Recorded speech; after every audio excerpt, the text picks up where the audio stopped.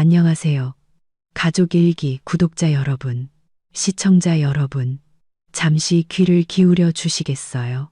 만약 대기업 회장님이 당신을 며느리로 삼고 싶다며 부와 명예를 약속한다면 당신은 어떤 선택을 하시겠습니까?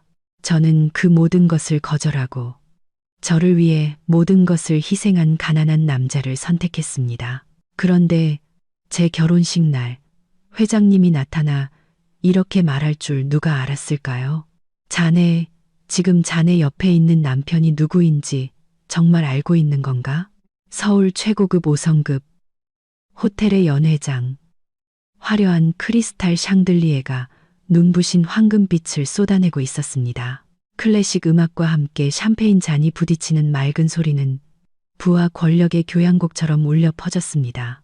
오늘 밤은 제가 재무이사로 몸담고 있는 혜성그룹의 창립 30주년 기념 파티가 열리는 날이었습니다. 저는 붉은 와인잔을 손에 든 채 축하 인사를 건네는 수많은 파트너사 사람들에게 비즈니스 미소를 지어 보였습니다. 몸에 꼭 맞는 에메랄드빛 드레스는 제 품위를 지켜주면서도 우아함을 더해주었죠.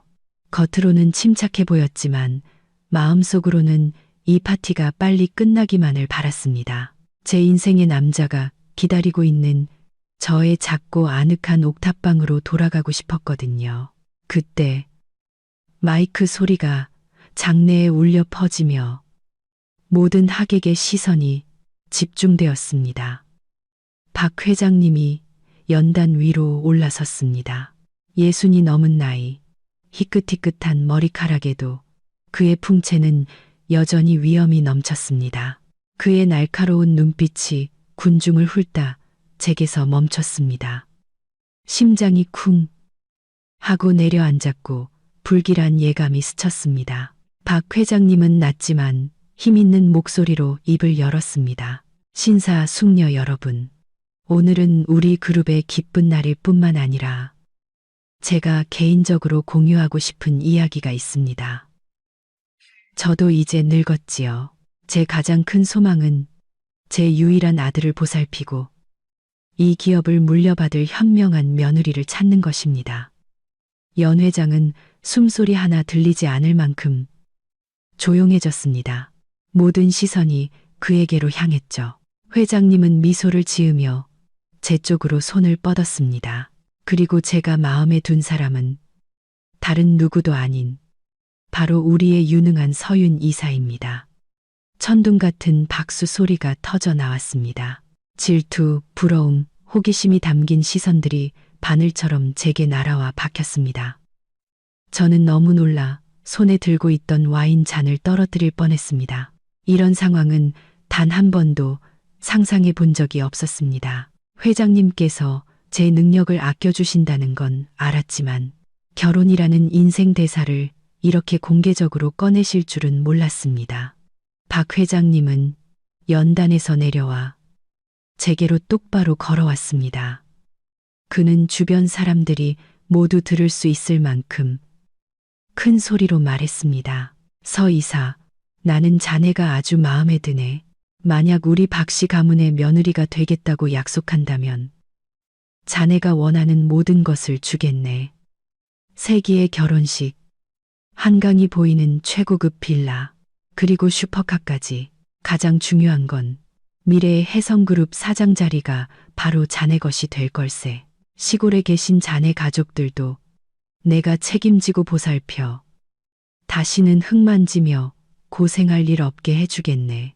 그 제안은 수많은 여성들이 꿈꾸는 달콤한 꿈과도 같았습니다. 돈, 명예, 지위 모든 것이 눈앞에 펼쳐졌죠. 주변 사람들은 수군거리기 시작했습니다. 어떤 사람은 제 팔을 툭 치며 어서 승낙하라는 신호를 보내기도 했죠. 하지만 그 순간 제 머릿속에 떠오른 것은 호화로운 빌라나 자동차가 아닌 지훈 씨의 따뜻한 미소였습니다. 그의 거칠어진 손, 저를 대학에 보내기 위해 흘렸던 그의 땀방울, 그 모든 것이 떠올랐습니다. 저는 깊게 숨을 들이마시고 목소리가 떨리지 않도록 애썼습니다. 와인잔을 테이블에 내려놓고 박 회장님의 눈을 똑바로 쳐다보며 존경심을 담아 하지만 단호하게 말했습니다. 회장님, 저에게 주신 관심과 호의에 진심으로 감사드립니다. 제가 감히 꿈도 꾸지 못했던 영광입니다. 공간의 모든 소음이 멈춘 듯 했습니다. 박 회장님은 승리를 확신하는 미소를 지으며 제 대답을 기다렸습니다. 하지만 저는 말을 이었습니다. 제 목소리는 그 어느 때보다 명확하고 또렷했습니다. 하지만 이 제안은 정중히 거절하겠습니다.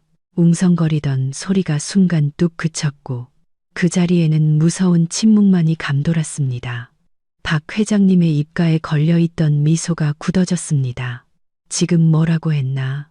거절해. 자네가 지금 뭘 놓치고 있는지 알고는 있는 건가? 저는 조용히 대답했습니다.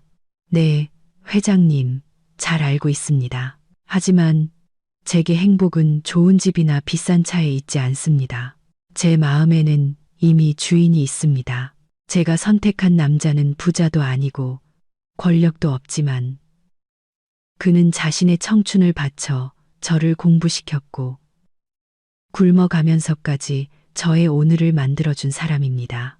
눈앞의 부귀영화를 위해 제가 가장 힘들었던 폭풍 같은 날들을 함께 해준 그 사람을 배신할 수는 없습니다. 박 회장님은 저를 뚫어지게 쳐다봤습니다. 그의 눈빛은 놀라움과 약간의 분노, 그리고 그 깊은 곳에서 제가 미처 파악하지 못한 기묘한 빛이 스쳐 지나가는 듯 했습니다. 저는 정중하게 고개를 숙였습니다. 실망시켜드려 죄송합니다. 그럼 먼저 실례하겠습니다. 저는 뒤돌아 걸어 나갔습니다.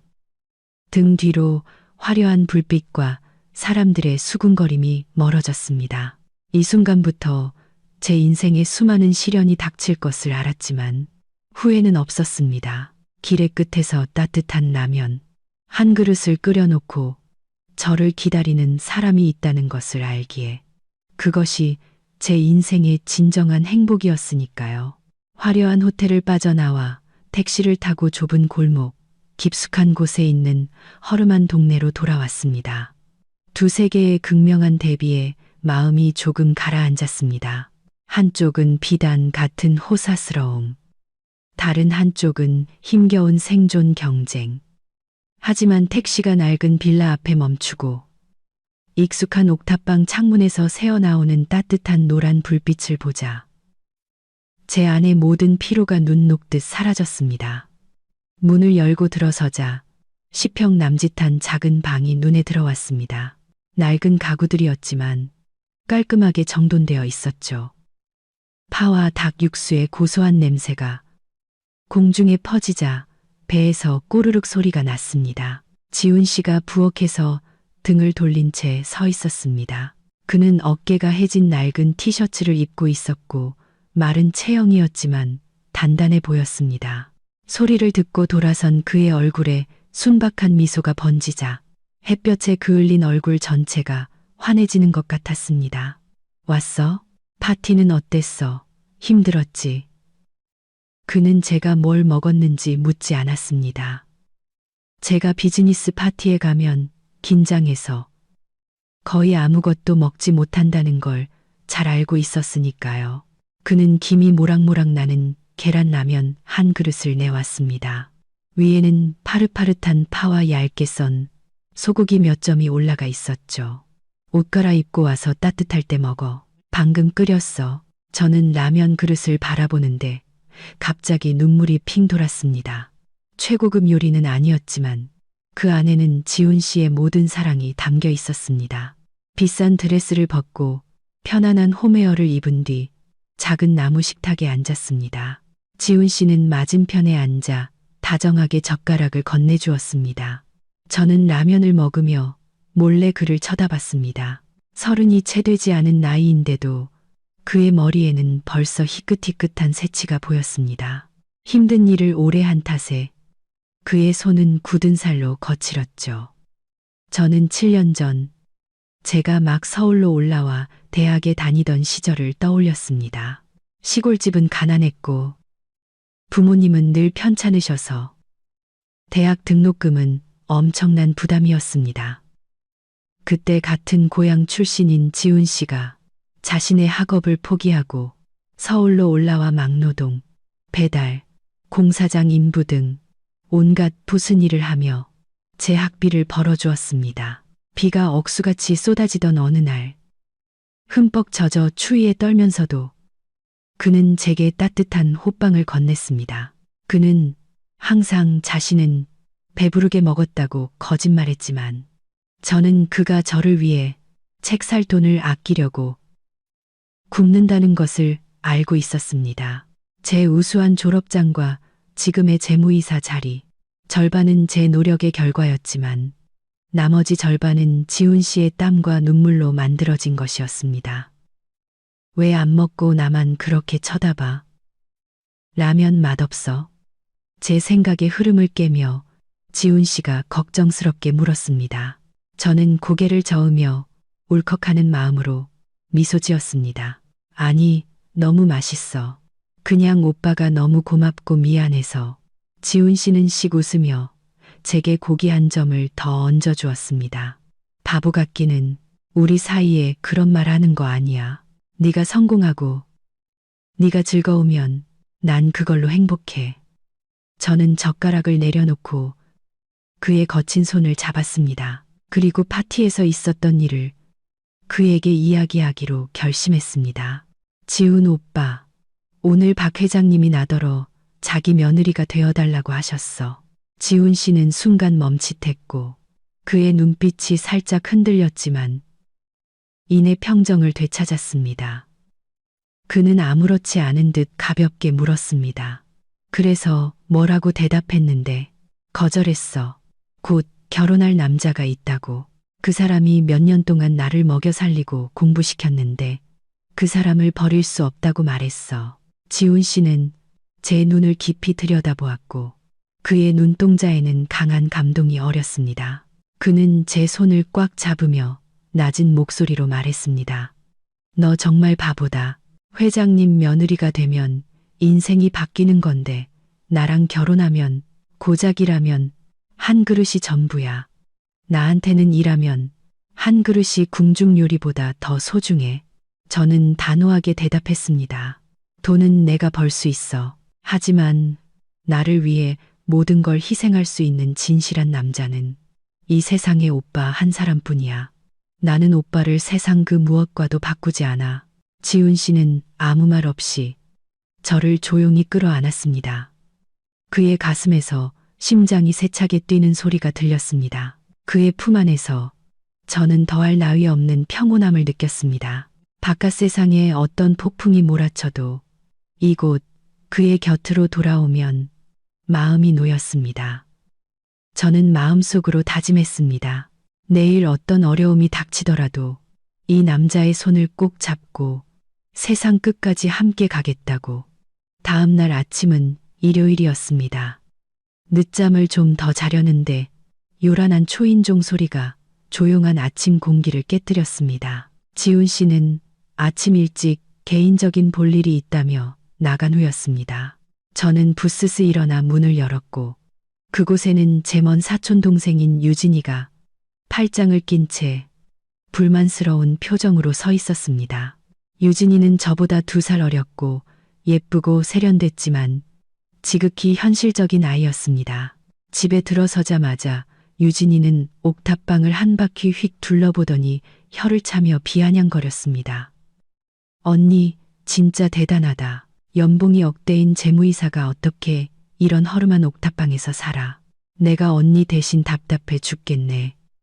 저는 유진이에게 물 한 잔을 따라주며 차분하게 대답했습니다.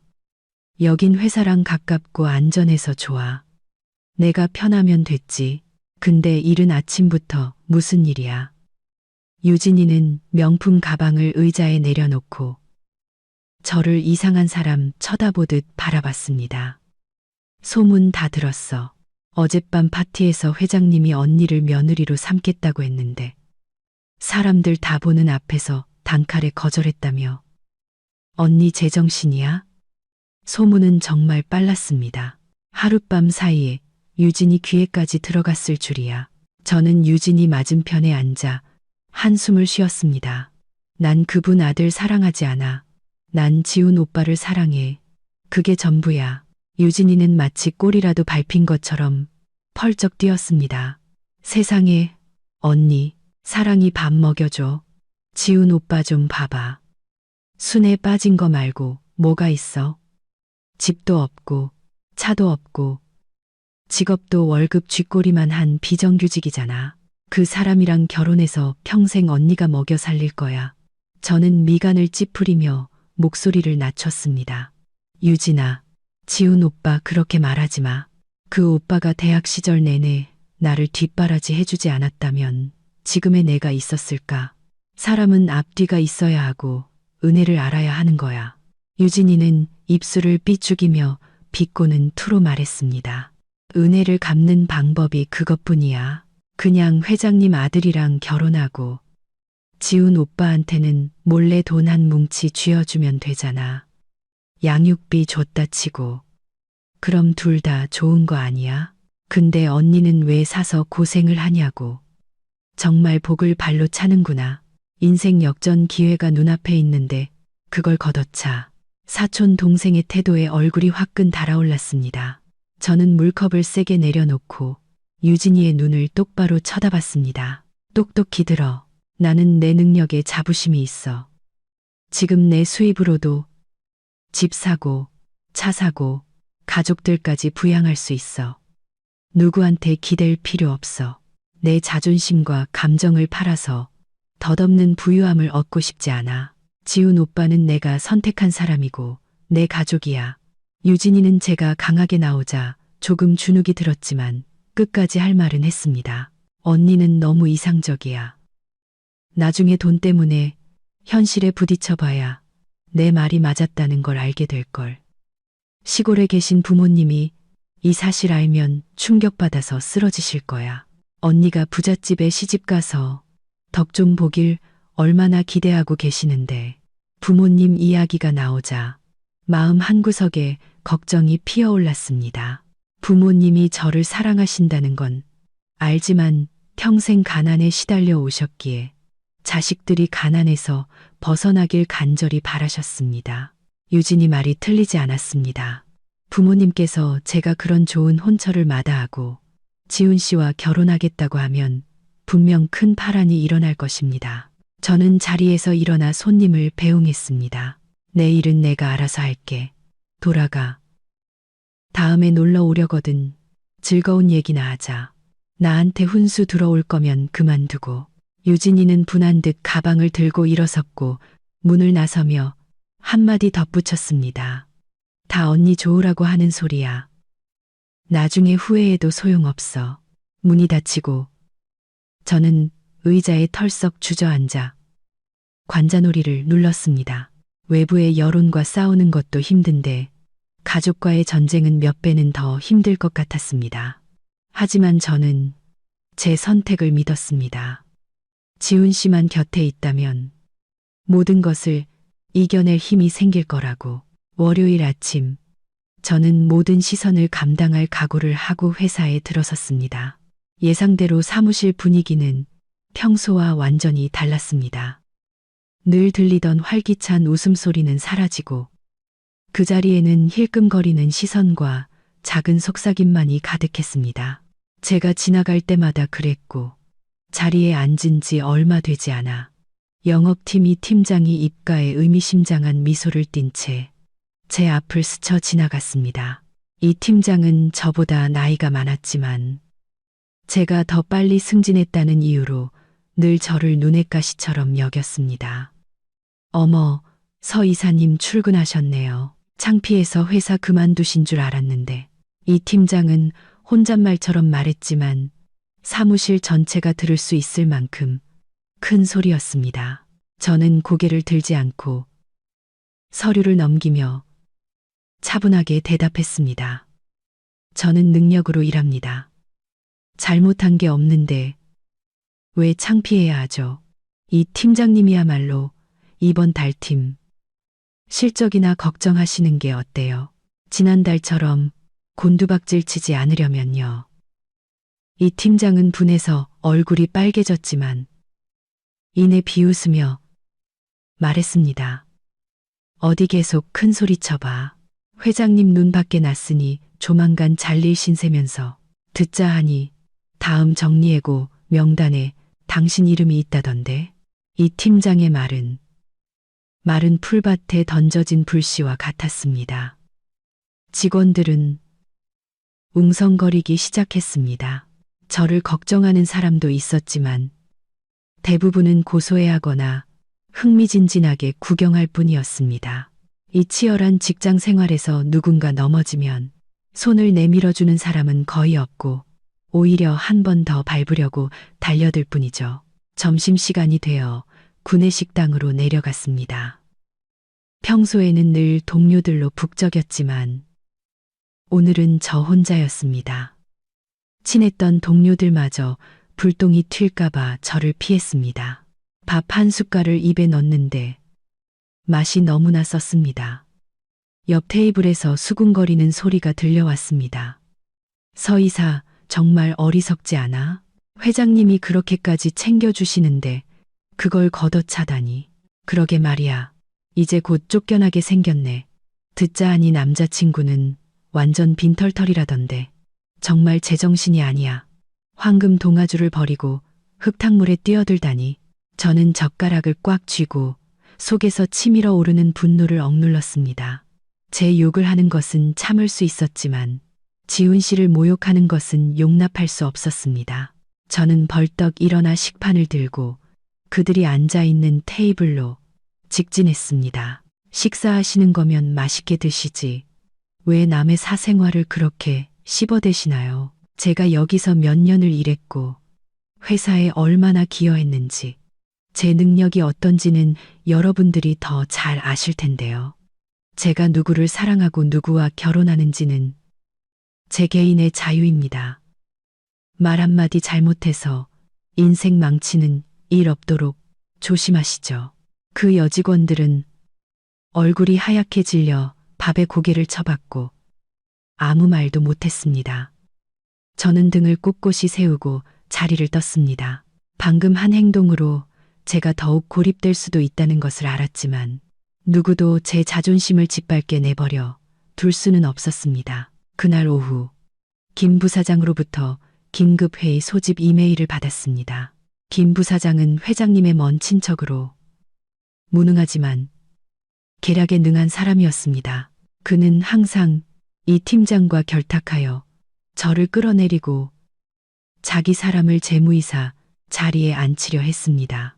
회의 내용은 제가 담당하고 있는 블루오션 프로젝트를 재검토하는 것이었습니다. 저는 진짜 폭풍이 이제 막 시작되었음을 직감했습니다. 그들은 제가 편안하게 일하도록 내버려 두지 않을 겁니다.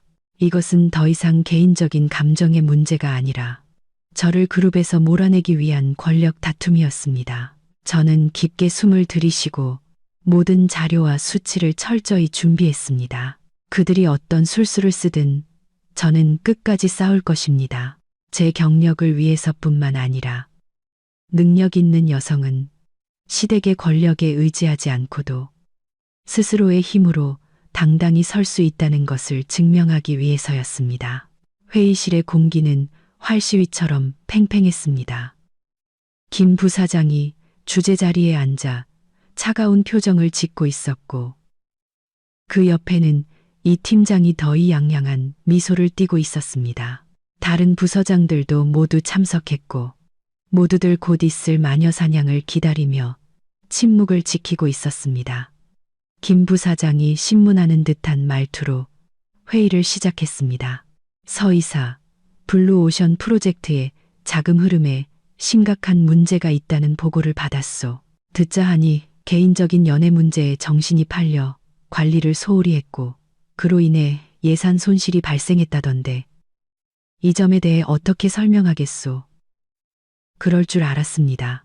그들은 이 핑계를 대며 저를 공격할 것이었습니다. 이 팀장이 즉시 맞장구를 쳤습니다. 맞습니다. 요즘 서 이사님이 회사 일에 집중하지 못한다는 소문이 파다합니다. 회장님의 호의를 거절한 것만 봐도 그룹의 발전에 별 관심이 없다는 걸 알 수 있죠. 리더로서 그런 비전도 없는 사람이 과연 재무이사 자리에 앉을 자격이 있을까요? 근거 없는 비난이 쉴 새 없이 쏟아졌습니다. 몇 년 전에 저였다면 아마 울음을 터뜨리거나 당황해서 아무 말도 못했을 겁니다. 하지만 지금의 저는 수많은 시련을 통해 단련되었습니다. 저는 침착하게 노트북을 열어 프로젝터에 연결했습니다. 부사장님, 그리고 거의 선배님들, 제 목소리는 또렷했고 날카로운 눈빛으로 제가 무너지길 기다리는 얼굴들을 한번 훑어보았습니다. 소문은 소문일 뿐입니다. 우리는 비즈니스를 하는 사람들입니다. 숫자로 이야기하시죠. 저는 블루오션 프로젝트의 성장 그래프를 화면에 띄웠습니다. 수익률을 나타내는 그래프는 견고하게 상승하고 있었습니다. 이것은 오늘 정오 12시까지 업데이트된 재무 보고서입니다. 프로젝트의 자금 흐름은 완벽하게 안정적이며 심지어 이번 분기 수익은 계획보다 15% 초과 달성했습니다. 모든 지출은 투명한 영수증과 증빙 서류를 갖추고 있으며 외부 회계 감사를 통해 확인받았습니다. 저는 이 팀장을 향해 칼날 같은 시선으로 돌아섰습니다. 이 팀장님은 제가 손실을 입혔다고 하셨죠? 그렇다면 어느 항목에서 손실이 발생했는지, 금액은 얼마인지, 증거는 어디에 있는지 말씀해 주시죠. 만약 증거를 제시하지 못하신다면 저는 팀장님을 허위사실 유포와 명예훼손, 그리고 회사 신용훼손 혐의로 고소할 수 있습니다. 이 팀장은 당황해서 말을 더듬었습니다. 제가 이렇게까지 철저하게 준비했을 줄은 몰랐던 것입니다. 김 부사장은 동맹이 궁지에 몰리자 책상을 치며 소리쳤습니다. 궤변 늘어놓지 마시오. 숫자는 조작할 수 있는 거요. 나는 당신이 외부와 결탁해 장부를 조작했다고 의심하고 있어. 김 부사장님, 저는 그의 말을 끊으며 강철 같은 목소리로 말했습니다. 지금 제 직업윤리를 모욕하고 계시는군요. 우리 회사의 회계 시스템은 3중 보안으로 되어 있고 모든 수정사항은 기록에 남습니다. 의심스러우시다면 지금 당장 제3의 회계 법인을 불러 전체 감사를 받겠습니다. 하지만 감사 결과 제가 결백하다면 부사장님과 이 팀장님은 전 직원 앞에서 제게 공개적으로 사과하셔야 합니다. 저의 강경하고 타협 없는 태도에 김 부사장은 주춤했습니다. 그는 만약 이를 크게 벌여 외부 감사를 받게 되면 자신의 다른 프로젝트에서 저지른 비리들이 드러날 수 있다는 것을 잘 알고 있었습니다. 그는 이를 갈며 저를 한번 쏘아보더니 헛기침을 했습니다. 좋소. 다시 검토해 보겠소. 하지만 명심하시오. 이 프로젝트를 예의주시할 테니 작은 실수라도 발견되면 당신은 즉시 짐 싸서 나가야 할 줄 아시오. 부사장님의 관심에 감사드립니다. 저는 제 임무를 완수할 것을 약속드립니다. 저는 그렇게 대답하고 단호하게 노트북을 덮었습니다. 회의가 끝나고 저는 승리자의 자세로 회의실을 나왔습니다. 비록 긴장감에 속은 아직 떨렸지만요. 이것이 단지 일시적인 승리이며 김 부사장과 이 팀장은 멈추지 않을 것임을 알고 있었습니다. 그들은 앞으로 더 비열한 수법을 쓸 것입니다. 사무실로 돌아오자마자 휴대폰이 울렸습니다. 지훈 씨의 메시지였습니다. 오늘 힘든 날인 거 알아. 힘내, 내 사랑. 저녁에 네가 좋아하는 제육볶음 해줄게. 메시지를 읽자 제 안의 모든 피로가 사라졌습니다. 저는 미소를 지으며 답장했습니다. 세상에서 제일 사랑해. 일찍 갈게. 지훈 씨라는 든든한 버팀목만 있다면 저는 어떤 세력도 두렵지 않았습니다. 저는 제 일과 명예, 그리고 사랑을 지키기 위해 끝까지 싸울 것입니다. 하지만 저는 시골에 계신 부모님이 그 소식을 막 전해 들었다는 사실을, 그리고 더 큰 폭풍이 제 가족으로부터 시작되고 있다는 것을 전혀 알지 못했습니다. 퇴근 후 저는 오후에 거둔 승리의 기쁨을 안고 서둘러 집으로 향했습니다. 제가 김 부사장과 이 팀장을 어떻게 멋지게 한 방 먹였는지 지훈 씨에게 빨리 이야기해주고 싶었습니다. 하지만 빌라 앞에 차를 세우자마자 제 입가의 미소는 사라졌습니다. 옥탑방 문이 활짝 열려 있었고 안에는 지훈 씨뿐만 아니라 낡은 나무 식탁에 앉아 계신 익숙한 두 분의 모습이 보였습니다. 바로 제 아버지와 어머니셨습니다. 그리고 그 옆에는 사촌 동생 유진이가 얌전히 앉아 이따금씩 저를 훔쳐보며 눈치를 살피고 있었습니다. 방 안의 공기는 폭풍 전야처럼 무겁고 긴장감이 감돌았습니다.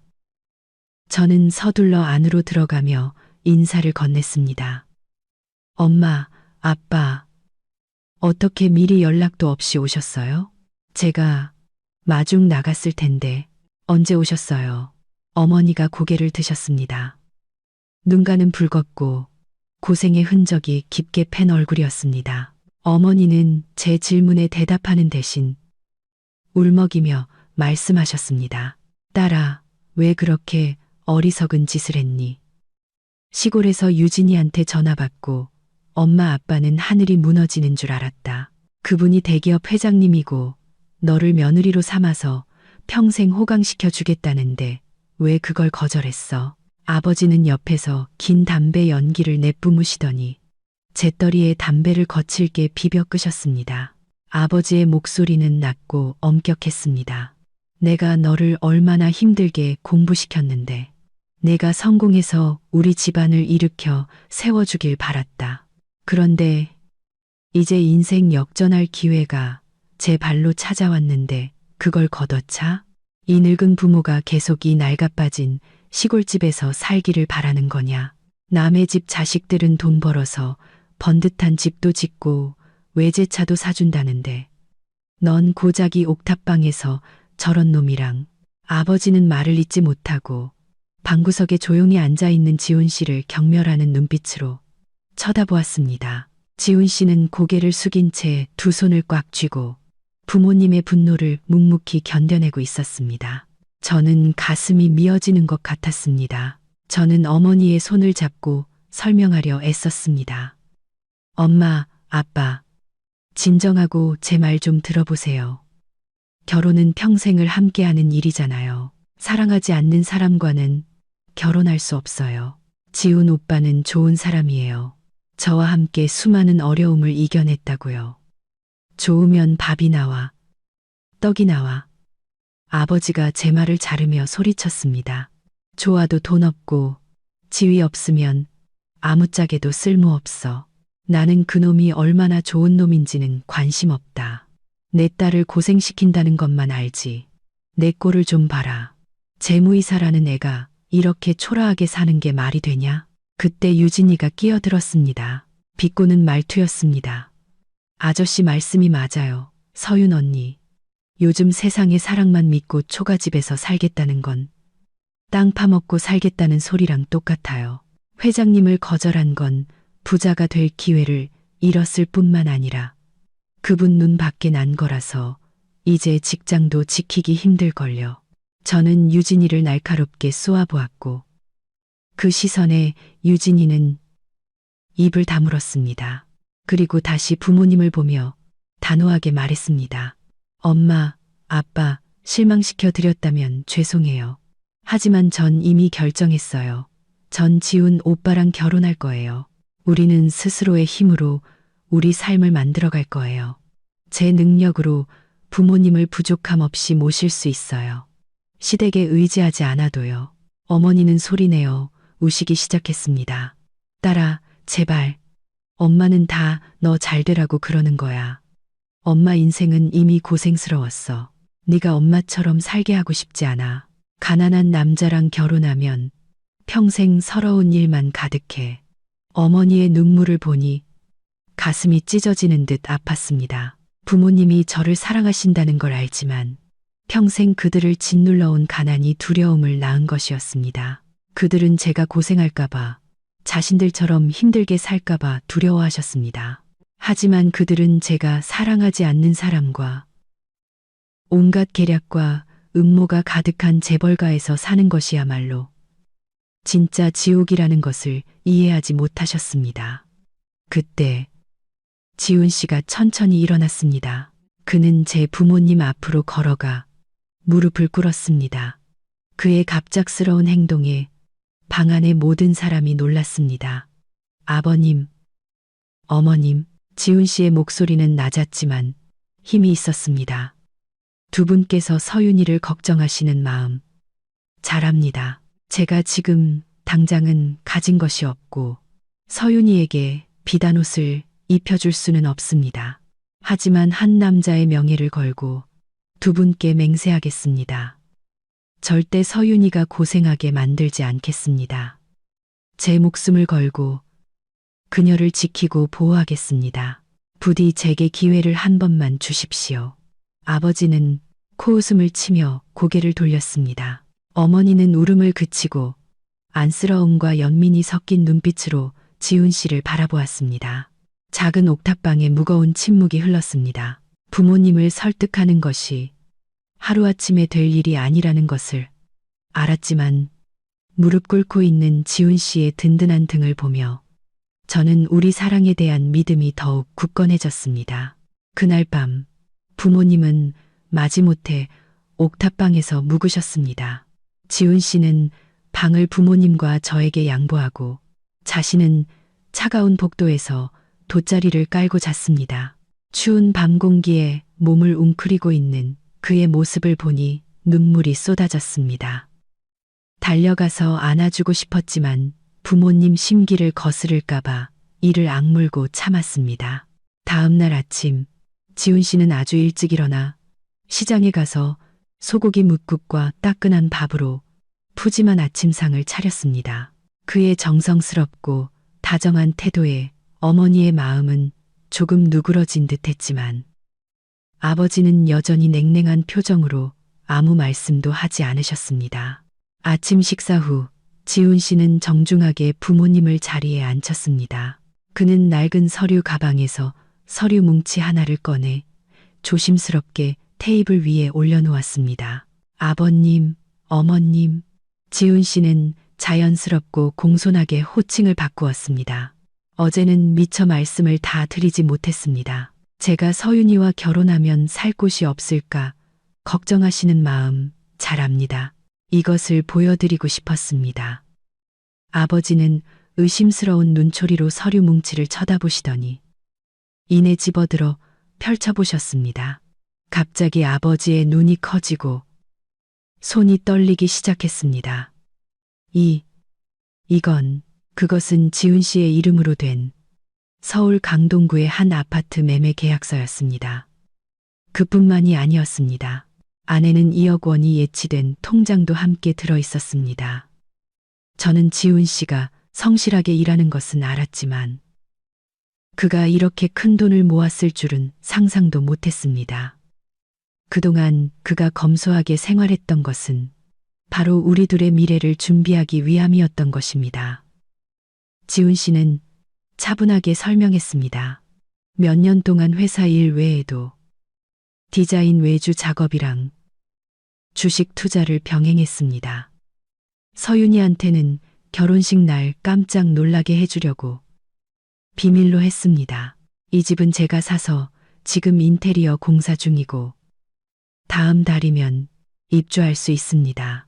이 예금은 결혼식 비용이랑 두 분께 노후 자금으로 조금이나마 보태드리려고 준비한 겁니다. 어머니는 계약서를 들고 믿을 수 없다는 듯 몇 번이고 뒤집어 보셨습니다. 어머니는 외치셨습니다. 세상에, 유진이는 네가 월급도 제대로 못 받는 비정규직이라고 하던데 이 녀석 왜 이렇게 입이 무거웠어? 지훈 씨는 순하게 웃었습니다. 남자는 말이 아니라 행동으로 보여줘야 한다고 생각했습니다. 행동으로 증명하고 싶었습니다. 제가 박 회장님 댁처럼 부자는 아니지만 서윤이를 남부럽지 않게 당당하게 살게 해줄 자신은 있습니다. 아버지의 태도가 완전히 바뀌었습니다. 아버지는 서류를 내려놓고 존경심이 담긴 다른 눈빛으로 지훈 씨를 바라보셨습니다. 아버지는 헛기침을 하시더니 말씀하셨습니다. 이놈 봐라. 제법 기계가 있구나. 내가 자네를 오해했네. 딸 자식은 출가회인이라더니 서윤이가 자네를 그렇게 좋아하고 또 자네가 이렇게까지 준비를 했다니 나도 이제 마음이 놓이네. 저는 천근만근의 짐을 내려놓은 듯 안도의 한숨을 내쉬었습니다. 달려가 부모님을 꼭 껴안고 지훈 씨를 사랑과 감사가 가득한 눈빛으로 바라보았습니다. 한쪽 구석에 앉아있던 유진이는 이간질 계획이 처참하게 실패하자 얼굴이 시무룩해졌습니다. 그녀는 중얼거리듯 사과하고는 슬그머니 자리를 피했습니다. 그날 점심 가족의 분위기는 이상하리만치 따뜻해졌습니다. 지훈 씨와 아버지는 술잔을 기울이며 세상 돌아가는 이야기, 사업 이야기를 나누셨습니다. 저는 지훈 씨의 입가에 번진 환한 미소를 보았습니다. 더할 나위 없이 행복한 미소였습니다. 부모님은 결혼을 허락하셨고 저희에게 서두르라고 재촉하셨습니다. 결혼식 날짜는 다음 달 말로 정해졌습니다. 모든 것이 순조롭게 풀리는 듯 했습니다. 우리 사랑의 배는 첫 번째 폭풍을 이겨내고 행복의 항구에 닿았습니다. 하지만 저는 더 힘든 시련이 앞으로 기다리고 있다는 것을 미처 알지 못했습니다. 결혼 준비를 위해 저와 지훈 씨는 서울 근교의 유명한 스튜디오에서 웨딩 촬영을 하기로 했습니다. 그날은 날씨가 화창했고 하얀 솜사탕 같은 구름이 떠다니는 더없이 낭만적인 풍경이었습니다. 저는 순백의 웨딩드레스를 입고 세상에서 가장 행복한 여자가 된 기분이었습니다. 지훈 씨는 세련된 검은색 턱시도를 입었는데 평소보다 훨씬 더 어른스럽고 멋져 보였습니다. 우리는 카메라 앞에서 달콤한 입맞춤을 나누었습니다. 맑은 웃음소리가 스튜디오 전체에 울려 퍼졌습니다. 하지만 한 가지 마음에 걸리는 것이 있었습니다. 촬영 내내 지훈 씨의 휴대폰이 계속해서 울렸던 것입니다. 그는 사진작가에게 양해를 구하고 밖으로 나가 전화를 받곤 했습니다. 그럴 때마다 그는 구석진 곳으로 가서 아주 작은 목소리로 그리고 다소 심각한 표정으로 통화했습니다. 점심 휴식 시간에 저는 궁금해서 물었습니다. 누가 그렇게 전화를 많이 해? 회사에 급한 일이라도 생겼어? 지훈 씨는 깜짝 놀라며 서둘러 휴대폰을 주머니에 넣고 어색하게 웃었습니다. 아니야. 별일 아니야. 그냥 사무실에서 자잘한 일 때문에 부장님이 예전 영수증 좀 다시 확인해 달라고 해서. 신경 쓰지 마. 오늘은 우리 예쁘게 사진 찍는 데만 집중하자. 저는 고개를 끄덕였지만 마음속에는 희미한 의심이 싹됐습니다. 지훈 씨는 행정팀 직원인데 일이 그렇게 바빠서 일요일까지 계속 불려 나올 정도란 말인가. 게다가 제게 대답할 때 그의 눈빛은 어딘가 피하는 듯 했습니다. 그가 제게 무언가를 숨기고 있는 걸까요? 오후가 되어 호숫가에서 마지막 촬영을 할 때 지훈 씨의 전화가 또 울렸습니다. 이번에 그는 액정을 보더니 미간을 찌푸렸고 망설이는 듯 했습니다. 하지만 그는 결국 촬영팀에 양해를 구하고 전화를 받으러 갔습니다. 저는 몰래 그의 뒤를 따라가 큰 나무 뒤에 숨어서 그가 무슨 말을 하는지 엿들었습니다. 내가 계획대로 진행하라고 했잖아요. 실수하면 안 됩니다. 그쪽 반응은 어떻습니까? 알겠습니다. 제가 처리하죠. 정보가 새어나가지 않게 하세요. 알 수 없는 말들이 끊어지듯 들려오자 저는 극심한 혼란에 빠졌습니다. 무슨 계획? 무엇을 처리한다는 거지? 왜 정보가 새어나가면 안 되는 걸까? 설마 지훈 씨가 불법적인 사업에 연루되었거나 큰 금전적인 문제에 휘말린 건 아닐까? 불안감이 제 마음을 갉아먹기 시작했습니다. 며칠 전 지훈 씨가 내놓았던 그 큰 재산이 떠올랐습니다. 평범한 회사원이 아무리 부업을 하고 주식 투자를 한다 해도 그렇게 짧은 시간에 그만한 돈을 모으기는 어려웠습니다. 그 돈의 출처는 과연 투명한 걸까? 지훈 씨가 돌아왔을 때 저는 아무렇지 않은 척하려 애썼지만 제 미소는 어색해졌습니다. 지훈 씨도 제 이상한 낌새를 눈치챈 듯 했습니다. 그는 다정하게 물었습니다. 피곤해? 아니면 우리 일찍 끝낼까? 그냥 머리가 좀 아파서. 저는 거짓말을 했습니다. 돌아오는 차 안. 공기는 무겁게 가라앉았습니다. 지훈 씨는 여전히 제 손을 잡고 있었지만 저는 그 손이 너무나 많은 비밀을 감추고 있는 것처럼 느껴졌습니다. 그에게 모든 것을 묻고 싶었지만 웨딩 촬영 날에 즐거운 분위기를 망치고 싶지 않았습니다. 저는 스스로에게 아마 내가 너무 예민한 걸 거야. 결혼식을 위해 깜짝 이벤트를 준비하고 있는지도 몰라. 라고 되뇌었습니다. 하지만 여자의 직감은 모든 것이 그렇게 단순하지 않다고 말해주고 있었습니다. 지훈 씨의 순박한 모습 뒤에는 제가 아직 미처 알지 못하는 거대한 폭풍이 숨겨져 있는 것 같았습니다. 결혼식 날이 다가올수록 업무와 결혼 준비의 압박이 제 어깨를 짓눌렀습니다. 회사에서는 김 부사장과 이 팀장이 계속해서 저를 괴롭히며 제 보고서의 사소한 실수 하나까지 집요하게 물고 늘어졌습니다. 하지만 저는 신중하고 철저하게 준비한 덕분에 제 자리를 굳건히 지킬 수 있었습니다. 하지만 소인배들은 결코 비열한 수단을 포기하지 않았습니다. 결혼식을 3일 앞둔 날, 저는 우리가 3개월 전에 예약금까지 걸고 메뉴까지 확정했던 아도니스 웨딩홀의 지배인으로부터 청천벽력 같은 전화를 받았습니다. 여보세요, 서윤 씨 맞으신가요? 저는 아도니스 웨딩홀 지배인입니다. 정말 죄송하지만 전기 시스템과 시설 문제로 인해 예약하신 날짜에 홀을 사용하실 수 없게 되었습니다. 부득이하게 예약을 취소해야 할 것 같습니다. 저는 너무 놀라들고 있던 펜을 떨어뜨렸습니다. 지금 뭐라고요? 예약을 취소한다고요? 이제 와서 취소라니요? 도대체 어떻게 일 처리를 하시는 겁니까? 전화기 너머 지배인의 목소리는 머뭇거렸지만 여전히 단호했습니다. 정말 유감입니다. 계약서에 따라 계약금의 2배를 배상해 드리겠습니다. 부디 양해해 주시고 다른 장소를 알아보시길 바랍니다. 계약금이 문제가 아니잖아요. 제 가족과 제 명예가 걸린 문제라고요. 지금 제가 어디서 다른 장소를 구하겠어요. 이런 이유는 받아들일 수 없습니다. 웨딩홀 대표님과 직접 이야기하고 싶습니다. 저는 전화를 끊고 즉시 웨딩홀로 달려갔습니다. 하지만 도착해서 보니 웨딩홀은 평상시처럼 운영되고 있었습니다. 조명은 환하게 켜져 있었고 전혀 문제가 있는 것 같지 않았습니다.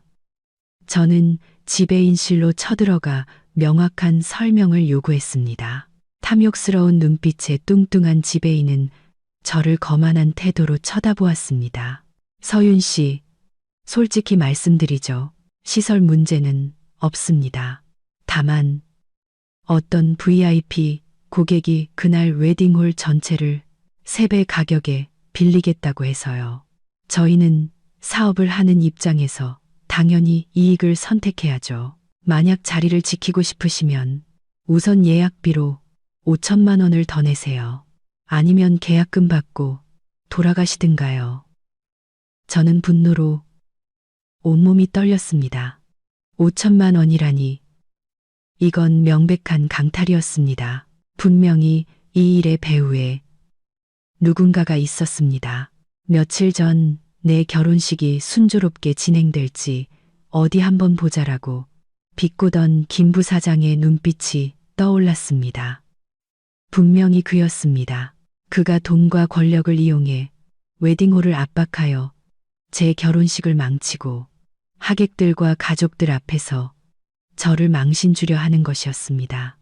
정말 너무하시는군요. 그렇게 비양심적으로 사업을 해도 되는 겁니까? 당신들을 고소하겠어요. 저는 절망 속에서 소리쳤습니다. 지배인은 비웃었습니다. 고소하시든가요. 계약서에는 불가항력 조항이 있고 우리는 변호사도 준비되어 있습니다. 당신이야말로 소송할 시간과 힘이 있을까요? 아니면 길거리에서 잔치할 곳이나 알아보는 게 빠를까요? 저는 웨딩홀을 걸어 나왔습니다. 눈물이 뺨을 타고 흘렀고 세상이 빙빙 도는 것 같았습니다. 이제 겨우 3일 남았는데 어떻게 이 상황을 해결해야 할까요? 좋은 날짜에 다른 웨딩홀을 구하는 것은 불가능에 가까웠습니다. 설마 제 결혼식이 세상의 웃음거리가 되고 마는 걸까요? 저는 휴대폰을 꺼내 지훈 씨에게 전화했습니다. 제 목소리는 흐느낌에 잠겨 있었습니다. 지훈, 오빠, 우리 큰일 났어. 지훈 씨는 즉시 저를 데리러 와 주었습니다. 제 눈이 퉁퉁 부은 것을 보고 그는 저를 꼭 껴안으며 달랬습니다. 진정해, 자기야. 무슨 일인지 나한테 말해봐. 하늘이 무너져도 내가 막아줄게. 저는 웨딩홀에서 있었던 일과 지배인의 터무니없는 요구와 파렴치한 태도를 흐느끼며 이야기했습니다. 이야기를 다 듣자 지훈 씨의 얼굴이 굳어졌고 그의 눈에서는 제가 한 번도 본 적 없는 날카로운 빛이 번뜩였습니다. 더 이상 평소에 온화하고 순한 남자가 아니었습니다. 지금의 지훈 씨에게서는 무서운 기운이 뿜어져 나왔습니다. 이제 울지 마. 여기서 잠시만 기다려. 내가 가서 그 사람들과 이야기하고 올게. 지훈 씨가 차분하지만 힘있는 목소리로 말했습니다. 안 돼, 오빠. 그 사람들 뒤에 든든한 백이 있는 것 같아. 오빠가 가면 다치기만 할 거야. 그냥 우리가 계약금 포기하고 다른 데 알아보자. 저는 지훈 씨가 무모한 짓을 할까봐 말렸습니다. 지훈 씨는 저를 안심시키며 미소 지었습니다. 날 믿어. 그냥 이치에 맞게 이야기할 뿐이야. 차에서 기다리고 있어. 지훈 씨는 차에서 내려 옷깃을 바로잡고 웨딩홀로 똑바로 걸어 들어갔습니다. 저는 차 안에서 안절부절 못하며 기도를 했습니다. 지훈 씨는 바로 지배인실로 가지 않았습니다. 그는 로비에 서서 휴대폰을 꺼내 어딘가로 전화를 걸었습니다. 그는 아주 짧게 단 몇 마디만 단호한 명령조로 말했습니다. 5분도 채 되지 않아 고급 세단 한 대가 웨딩홀 앞에 멈춰 섰습니다. 정장을 입은 한 중년 남성이 허겁지겁 달려 들어왔고 그 뒤를 몇몇 고위급 직원들이 따랐습니다. 그는 제가 신문에서 본 적 있는 아도니스 웨딩홀 체인의 총대표였습니다. 그는 지훈 씨를 보자마자 극도의 두려움이 서린 얼굴로 정중하게 허리를 굽혀 인사했습니다. 지훈 씨는 지배인 씨를 가리키며 무언가 말했습니다. 총대표는 땀을 비오듯 흘리며 연신 고개를 끄덕였습니다. 그들은 모두 지배인실로 들어갔습니다. 안에서 무슨 일이 일어났는지는 모르지만 10분 뒤 아까 그 뚱뚱한 지배인이 제 차로 달려왔습니다. 그의 얼굴은 핏기 하나 없이 하얗게 질려 있었습니다. 그는 차창을 두드렸고 제가 창문을 내리자마자 더듬거리며 연신 사과했습니다. 서유님, 제가 정말 죄송합니다. 제가 눈이 멀어서 귀한 손님인 줄도 모르고 부디 너그러이 용서해 주십시오. 결혼식은 예정대로 진행됩니다. 저희가 결혼식 비용 전액을 부담하고 사죄의 의미로 최고급 장식 패키지를 추가로 제공해 드리겠습니다. 부디 남자친구분께 말씀 좀 잘해주세요. 저는 무슨 일이 일어나고 있는지 전혀 이해할 수 없었습니다. 왜 그의 태도가 180도 바뀐 걸까요? 그가 말하는 남자친구는 지훈 씨를 말하는 걸까요? 그때 지훈 씨가 나왔고 총대표는 차문 앞까지 그를 배웅하며 지훈 씨가 운전석에 앉을 때까지 허리를 굽혀 인사했습니다. 지훈 씨는 제 쪽으로 돌아보며 아무 일도 없었다는 듯 미소 지었습니다. 다 해결됐어. 예약 과정에서 착오가 좀 있었다나 봐. 보상으로 비용 전액을 면제해 주겠대. 오빠, 어떻게 한 거야? 아까 그 남자는 누구야? 왜 그들이 오빠를 그렇게 무서워해? 저는 쏟아내듯 물었습니다. 제 아내 의심은 극에 달했습니다. 지훈 씨는 차에 시동을 걸며 부드럽게 대답했습니다. 아, 그 총 대표님이 우연히 시골에 계신 우리 아버지의 오랜 친구분이셔. 아버지께 전화해서 말씀 좀 전해달라고 부탁드렸어. 우리 아버지가 시골에서는 꽤 신망이 두터우시거든. 아버지의 시골 친구라고? 저는 그 말을 되뇌었습니다. 이 설명은 너무나 부자연스러웠습니다. 시골의 평범한 농부가 어떻게 서울의 5성급 웨딩홀 체인 총대표와 알고 지내며 그를 그렇게 두려움에 떨게 할 수 있단 말인가. 에이, 자기야, 이제 다 해결됐잖아. 중요한 건 우리가 꿈에 그리던 결혼식을 할 수 있다는 거고, 그것도 큰 돈을 아끼게 됐다는 거지. 너무 깊게 생각하지 마. 어서 집에 가서 쉬어야지. 세상에서 제일 예쁜 신부가 되어야 하니까. 지훈 씨는 화제를 돌리며 제 머리카락을 부드럽게 쓸어 넘겼습니다. 저는 창밖을 바라보며 침묵했습니다. 마음속은 풀리지 않는 질문들로 가득했습니다. 제 약혼자, 그는 도대체 누구일까요? 정성이 담긴 라면 한 그릇, 고급 아파트, 비밀스러운 전화통화, 그리고 이제는 웨딩홀 전체를 굴복시키는 보이지 않는 힘까지. 지훈 씨는 제가 아주 작은 일부만 보고 있는 빙산 같았습니다. 물 아래 잠긴 부분은 무엇일까요? 그것이 달콤한 진실일까요? 아니면 제 삶을 송두리째 뒤흔들 끔찍한 비밀일까요? 알 수 없었습니다. 다만 이 결혼식이 앞으로 펼쳐질 수많은 놀라움의 시작이 될 것이라는 것만은 확실했습니다. 다음 날 아침, 저는 불안한 마음으로 회사에 출근했습니다. 결혼식 문제는 일단락되었지만 지훈 씨에 대한 미스터리는 여전히 제 머릿속을 맴돌았습니다. 자리에 앉자마자 비서가 창백한 얼굴로 달려 들어왔습니다. 이사님, 큰일 났어요. 방금 협력업체인 푸른건설에서 전화가 왔는데 블루오션 프로젝트의 자재 공급 계약을 파기하겠다고 합니다. 재정이 불투명한 파트너와는 일할 수 없다고 하네요. 저는 의자에서 벌떡 일어났습니다. 마치 찬물을 뒤집어 쓴 기분이었습니다.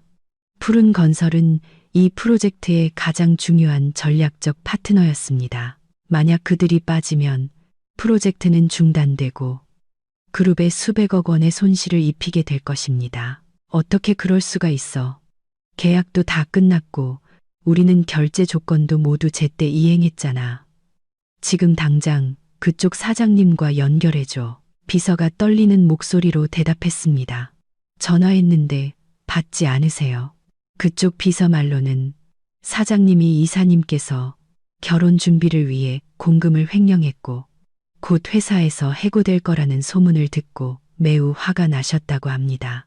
그래서 리스크를 감수할 수 없다고. 저는 책상을 세게 내리쳤습니다. 또 악의적인 소문이었습니다. 누가 이 민감한 시기에 이런 소문을 퍼뜨린 걸까? 제 머릿속에는 즉시 이 팀장의 얼굴이 떠올랐습니다. 그녀만이 프로젝트 상황을 잘 알고 있고 저를 해칠 동기가 있었습니다. 저는 마음을 가다듬고 깊게 숨을 들이쉬었습니다. 지금은 분노할 때가 아니라 행동할 때였습니다. 차 준비해줘. 내가 직접 허 사장님을 만나러 가겠어. 결제 서류랑 최근 회계 감사 보고서 전부 챙겨. 저는 푸른건설 본사로 달려갔습니다. 안내 직원의 제지에도 불구하고 저는 로비에서 3시간 동안 끈질기게 기다렸습니다. 마침내 허 사장이 저를 만나 주었지만 그의 태도는 냉담하고 거리를 두는 듯 했습니다. 서 이사, 더 이상 할 이야기가 없다고 생각합니다. 재무 책임자의 신뢰는 기업의 생명과도 같습니다. 우리 회사의 돈을 위험에 빠뜨릴 수는 없습니다. 저는 허 사장의 눈을 똑바로 쳐다보며 진심 어리지만 단호한 목소리로 말했습니다. 사장님, 사장님의 우려를 이해합니다. 하지만 사장님은 오랫동안 사업을 해오신 분이니 비즈니스 세계가 전쟁터와 같다는 것을 더 잘 아실 겁니다. 소문은 비열한 경쟁자들의 무기일 뿐입니다. 저는 오늘 말로 해명하러 온 것이 아니라 증거를 가지고 왔습니다. 저는 두꺼운 서류 뭉치를 테이블 위에 올려놓았습니다. 이것은 은행에서 발급받은 거래 내역서로 프로젝트 자금 흐름이 완전히 투명하다는 것을 증명합니다. 그리고 이것은 지난달 이사회에서 제게 수여한 포상 결정문입니다. 만약 제가 정말 횡령을 했다면 제가 지금 이 자리에 앉아 사장님을 마주할 수 있었을까요? 사장님, 우리는 3년 동안 함께 일해왔습니다. 제 업무 방식을 잘 아시잖아요. 부디 근거 없는 뜬 소문 때문에 우리의 좋은 관계를 망치지 말아 주십시오. 허 사장은 서류를 집어들어 한 장 한 장 넘겨보며 미간을 찌푸린 채 생각에 잠겼습니다. 그는 저를 보았고 제 눈에서 굳건함과 정직함을 읽었습니다.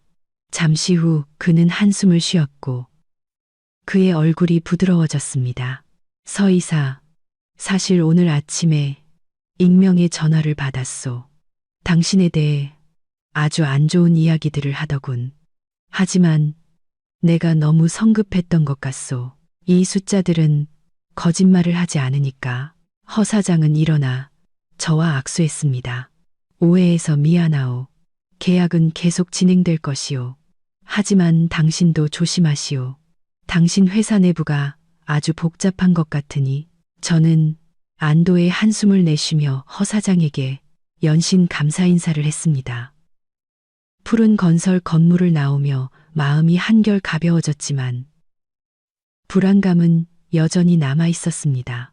어둠 속의 적은 점점 더 잔인한 수법을 쓰고 있었습니다. 저는 이 팀장과 김 부사장이 여기서 멈추지 않을 것을 알고 있었습니다. 서울 외곽의 한적한 카페에서 이 팀장과 김 부사장이 마주 앉아 있었습니다. 제가 푸른 건설을 설득했다는 소식을 듣고 이 팀장의 얼굴은 분노로 일그러져 있었습니다. 그 계집애 정말 보통이 아니에요. 제가 그렇게까지 소문을 퍼뜨렸는데도 판을 뒤집어 버렸어요. 이 팀장은 이를 갈며 손에 든 냅킨을 구겨버렸습니다. 김 부사장은 담배 연기를 길게 내뿜으며 계략에 가득 찬 표정으로 말했습니다. 내가 말했잖소. 그런 자잘한 소문으로는 걔를 무너뜨릴 수 없다고. 걔는 진짜 실력도 있고 말주변도 좋아. 그 가시를 뽑으려면 아킬레스건을 공격해야 해. 아킬레스건이요? 그게 무슨 말씀이세요? 이 팀장이 호기심에 물었습니다. 김 부사장은 비웃으며 목소리를 낮춰 속삭였습니다. 이번 주 금요일에 전 이사회를 대상으로 분기 재무보고회가 있어. 올해 가장 중요한 행사지. 만약 계획 보고서 수치가 심각하게 왜곡되어서 그룹의 신용에 큰 손실을 입힌다면 걔가 입이 10개라도 변명할 수 없을걸. 그때는 회장님도 감싸줄 수 없게 될 거야. 이 팀장의 눈이 빛났습니다. 저희가 숫자를 조작하자는 말씀이세요. 맞소. 하지만 서류상으로 조작하는 게 아니라 중앙 데이터 시스템에서 직접 수정하는 거요. 걔가 보고서를 화면에 띄우는 순간 숫자들이 엉망진창으로 튀어나오게 될 거요. 내가 IT팀 친구 덕분에 관리자 계정 비밀번호를 알아냈소. 오늘 밤 당신이 그 계정으로 로그인해서 블루오션 프로젝트 비용 항목의 숫자 몇 개를 바꾸시오. 발생 비용 부분에 0 몇 개만 더 붙이면 이익이 엄청난 손실로 바뀌게 될 거예요. 이 팀장은 조금 망설였습니다. 하지만 그렇게 하면 위험하지 않을까요? 시스템에 접속 기록이 남잖아요. 걱정 마시오. 내가 IP 추적을 지우는 프로그램을 준비해뒀소. 게다가 당신은 시내에서 멀리 떨어진 PC방에서 공용 컴퓨터를 사용할 거요. 나중에 일이 터지면 최종 승인권자인 걔한테 모든 책임이 돌아가게 될 거요. 이 말을 듣자 이 팀장은 사악한 미소를 지었습니다. 그녀는 오랫동안 이 날을 기다려왔습니다. 제가 굴욕적으로 회사에서 쫓겨나는 날을요. 좋아요. 제가 하겠어요. 이번에야말로 걔는 끝장이에요. 재무이사, 어디 계속 잘난 척할 수 있는지 보자고요.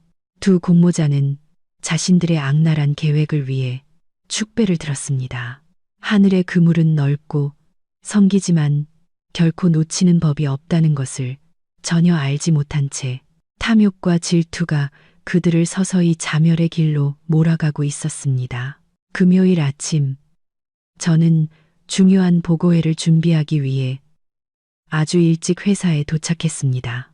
모든 수치를 전날 밤 꼼꼼하게 확인했기 때문에 마음이 편안했습니다. 이번 분기의 인상적인 경영 실적이 제 능력을 의심하는 모든 사람들에게 가장 확실한 대답이 될 것이라고 자신했습니다. 대회의실은 사람들로 가득 찼습니다. 이사회, 경영진, 그리고 각 부서장들이 모두 참석했습니다. 박 회장님은 중앙에 앉아 엄숙한 표정을 짓고 있었습니다.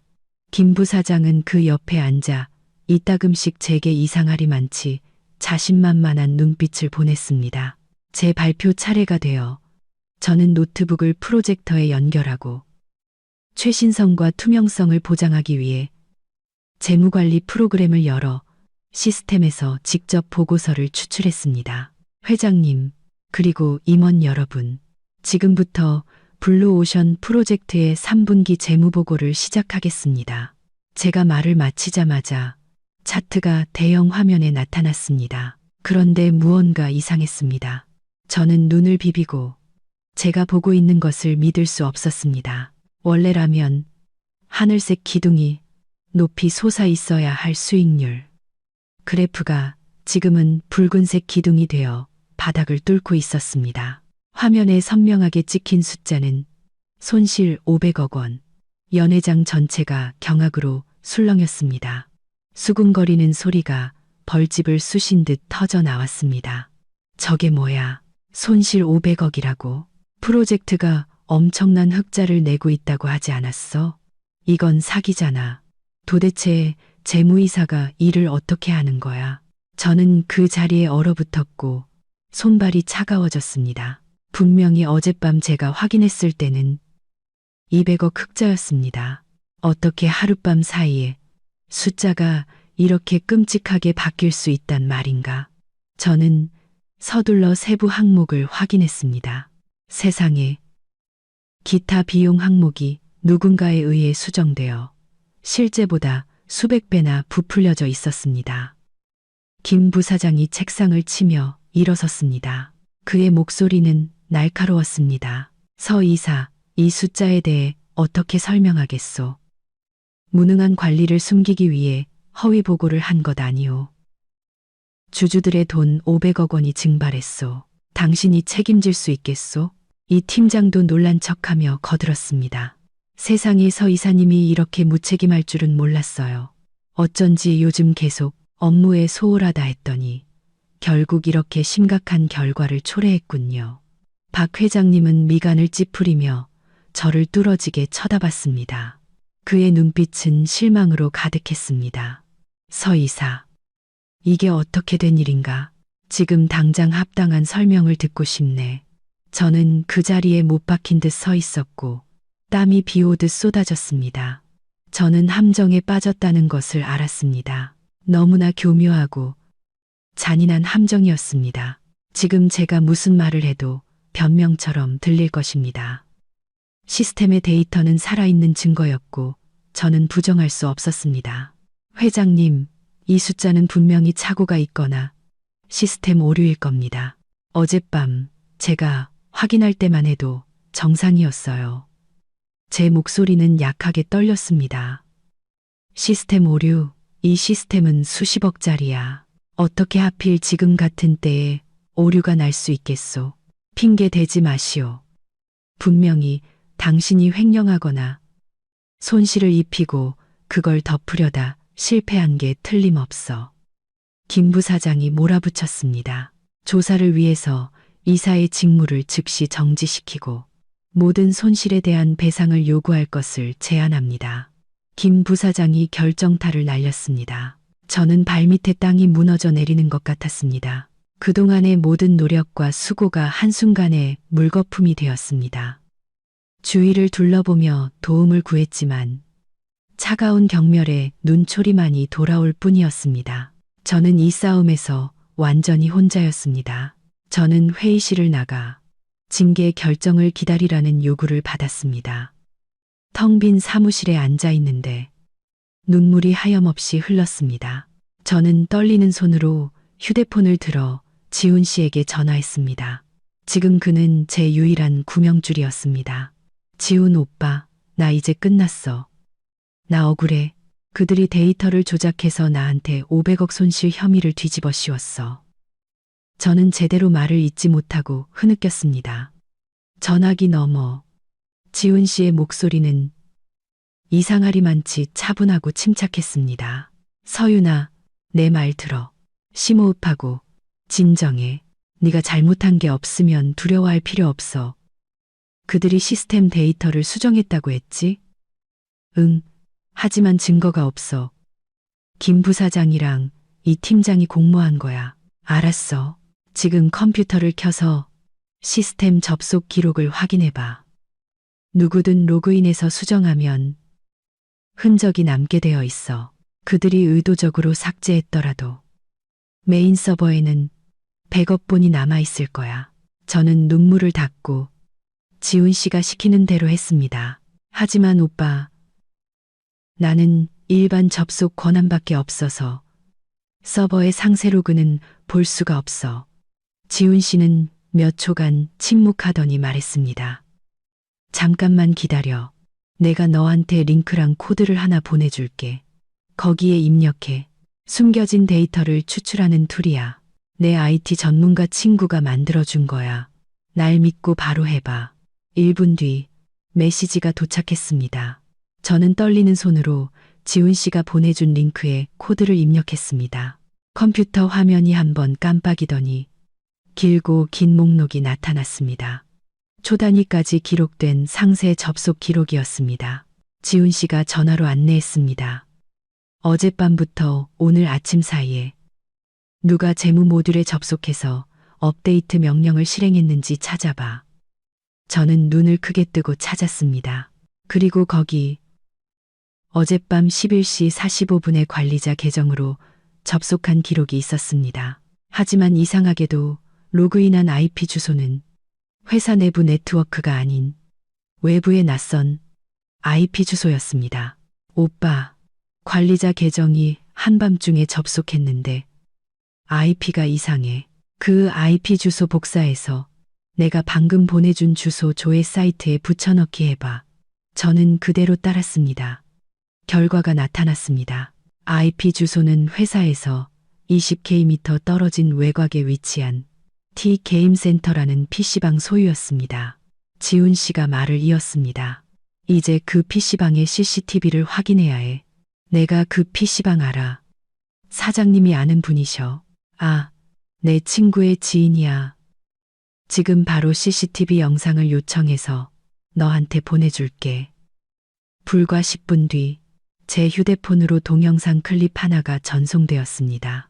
영상 속 11시 45분에 마스크와 모자로 얼굴을 가린 한 여성이 PC방에 들어와 15번 자리에 앉았습니다. 꽁꽁 싸맸지만 그녀가 든 눈에 띄는 빨간색 명품 가방과 손가락에 낀 다이아몬드 반지는 숨길 수 없었습니다. 바로 이 팀장이었습니다. 그녀는 항상 그 가방과 반지를 사무실 전체에 자랑하고 다녔으니까요. 이어서 카메라는 그녀가 가방에서 메모지를 꺼내 몰래 로그인하고 빠르게 키보드를 치는 장면을 선명하게 포착했습니다. 시간은 데이터가 수정된 시간과 완벽하게 일치했습니다. 저는 환희에 차 소리쳤습니다. 증거야. 이게 증거야. 이제 빼도 박도 못해. 지훈 씨, 제 약혼자. 그는 도대체 누구이기에 이렇게 기적적으로 상황을 바꿀 수 있는 걸까요? 하지만 지금은 궁금해할 때가 아니었습니다. 저는 정의를 되찾기 위해 회의실로 돌아가야 했습니다. 저는 다시 한번 회의실 문을 열고 들어갔습니다. 고개를 높이 들었고 자신감 넘치는 태도를 되찾았습니다. 김 부사장은 저를 해고하고 형사 책임을 물어야 한다며 열변을 토하고 있었습니다. 제가 들어오는 것을 보고 그는 미간을 찌푸렸습니다. 여긴 왜 들어와? 짐 다 쌌나? 저는 대답하지 않고 곧장 연단으로 올라가 큰 소리로 말했습니다. 회장님, 그리고 이사회 여러분, 저는 데이터 오류의 원인을 찾았고 이 파괴 행위의 배후가 누구인지 증명할 증거를 가지고 있습니다. 아래에 앉아있던 이 팀장은 깜짝 놀라 안색이 변했습니다. 김 부사장은 비웃었습니다. 또 무슨 수작을 부리려는 거야. 헛된 발버둥은 그만두시지. 헛된 발버둥인지 아닌지는 화면을 보시면 알게 될 겁니다. 저는 휴대폰을 연결해 동영상 클립과 시스템 접속 기록을 대형 화면에 띄웠습니다. 어젯밤 11시 45분 데이터는 한 PC방에서 불법적으로 수정되었으며 그 범행을 저지른 사람은 다름 아닌 영업팀의 팀장입니다. 회의장은 다시 한번 술렁였고 모든 시선이 이 팀장에게 쏠렸습니다. 영상 속 그녀의 가방과 반지가 선명하게 보였습니다. 이 팀장은 제대로 서 있지도 못할 만큼 떨며 더듬거렸습니다. 아, 아니에요. 제가 아니에요. 조작된 영상이에요. 당신이 편집한 거야.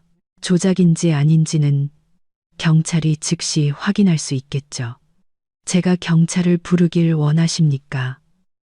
그때는 회사 내부 문제가 아니라 기업 재산 파괴 및 무고죄가 될 텐데요. 제가 강하게 맞받아쳤습니다. 이 팀장은 극도의 두려움에 빠져 김 부사장에게 도움을 청하듯 쳐다봤습니다. 김 부사장님, 저 좀 도와주세요. 부사장님이 시켜서 한 일이잖아요.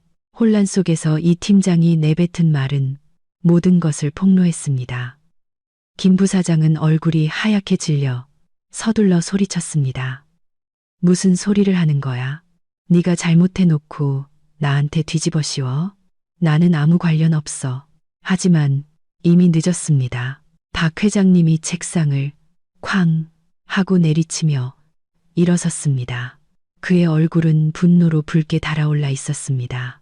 그만, 이 쓸모없는 것들, 감히 내 눈앞에서 회사를 망치려는 수작을 부려. 김 부사장, 내가 자네를 믿고 권한을 조건을 직원과 결탁해서 이런 비열한 짓이나 꾸며 김 부사장은 고개를 숙인 채 아무 말도 못했습니다. 그의 경력과 신뢰는 완전히 무너졌습니다. 박 회장님은 그 자리에서 즉시 결정을 내렸습니다. 이 팀장은 즉시 해고하고 필요하다면 경찰에 사건을 넘기도록 하시오. 김 부사장은 직위 해제 후 물류 창고 직원으로 강등하고 추가 징계를 검토하겠소. 서 이사, 자네를 의심해서 미안하네. 아주 잘해주었어. 이제부터는 회사의 전체 경영 활동 감독, 업무까지 겸임하도록 하게. 박수 소리가 터져 나왔습니다. 이번에는 진심 어린 감탄의 박수였습니다. 저는 이 팀장과 김 부사장이 패잔병처럼 힘없이 회의실을 나가는 모습을 보았습니다. 정의는 실현되었습니다. 회의가 끝나고 지훈 씨에게서 메시지가 왔습니다. 승리하고 돌아온 우리 자기, 축하해. 오늘 저녁에 축하 파티하자. 저는 미소 지었습니다. 마음은 행복과 감사로 가득 찼습니다. 하지만 마음 깊은 곳에서는 지훈 씨의 진짜 정체에 대한 궁금증이 점점 더 커져만 갔습니다. 그는 평범한 행정팀 직원이 아니었습니다. 그는 비범한 능력을 가진 수호신이었습니다. 그리고 저는 시부모님이 나타나셨을 때 이 연극의 마지막 막이 아직 남아있다는 것을 직감했습니다. 수많은 풍파 끝에 회사 일도 마침내 안정을 되찾았습니다. 저는 남은 모든 정신을 다가오는 중요한 날을 준비하는 데 쏟았습니다.